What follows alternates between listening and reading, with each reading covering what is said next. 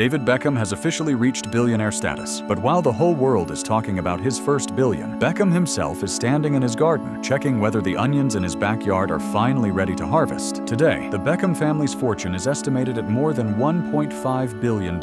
But instead of elite parties, yachts in Monaco, and crowds of bodyguards, one of the most stylish men on the planet genuinely enjoys living a simple farming life. David Beckham himself admits that taking care of his garden, greenhouses, and even his own chickens has become his best therapy from stress and the chaos that comes with massive wealth. And the most surprising part is that people have actually started envying not his billions, but this exact lifestyle. And more often, right beside him, you can see Victoria Beckham, the woman who spent decades shining on the fashion runways of Paris. And now, alongside David, she peacefully harvests vegetables, takes care of the greenhouses, and fully supports his new passion for farm life. David Beckham himself happily shows how he grows onions, potatoes, and herbs, takes care of the garden beds, looks after the orchard, and even raises his own chickens. Nakita niyo yan mga kapatid, si David Beckham na yan ha. Siya sa pinakagwapo daw sa buong mundo at talagang bilyonaryo na siya ngayon, $1.5 billion. Pero trip na trip niyang mag farming, organic farming, dalagan mga chickens, magtitignan niya mga tanim niya, mga sibuyas. At yun daw yung pangtanggal niya ng kanyang mga stress.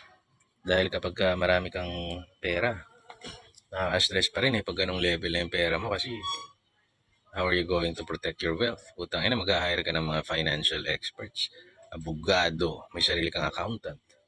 Putang ina, hindi mo alam pag magkakakilala yung mga yun, nakawang ka pa ng mga yun, magko-connive pa yung mga yun, nakawang ka. So stressful din magkaroon ng maraming wealth.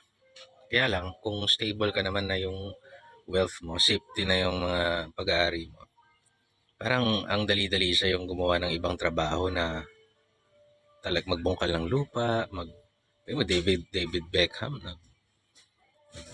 paluhod-luhod doon, palakad-lakad doon sa mga manok niya. Pero kapag mahirap ka lang, kagaya ko kunwari, there was a point in time wherein wala akong trabaho. Naghalaman ako.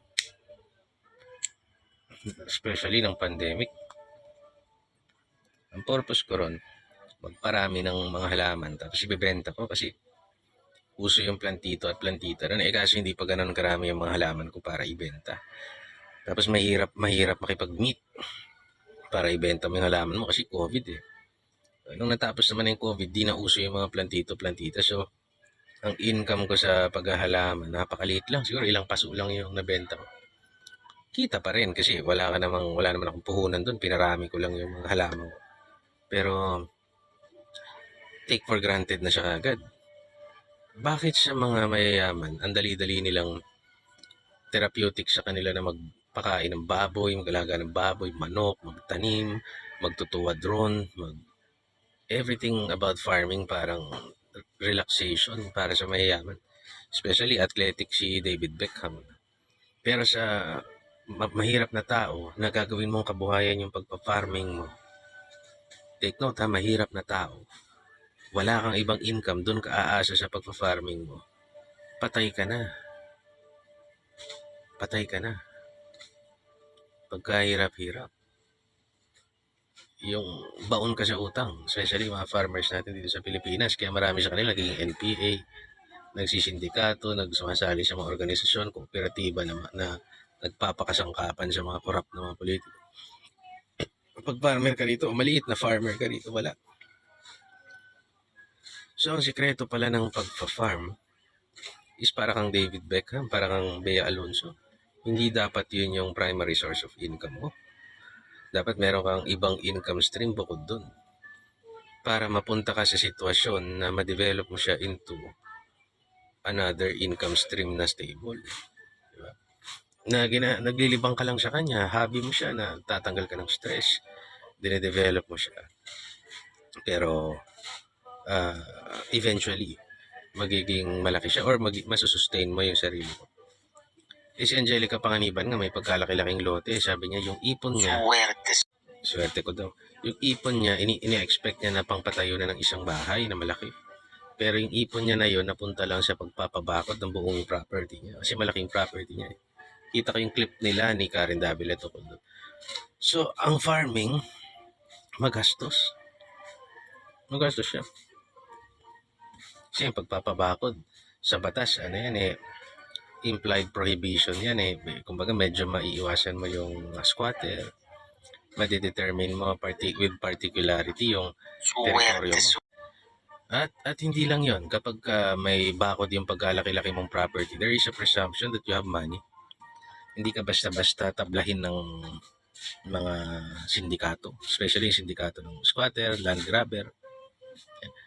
Yung mga bagay na yun, hindi na siguro problema yun ni Angelica Panganiban, Bea Alonso, David Beckham. Hindi problema ng mayayaman yan.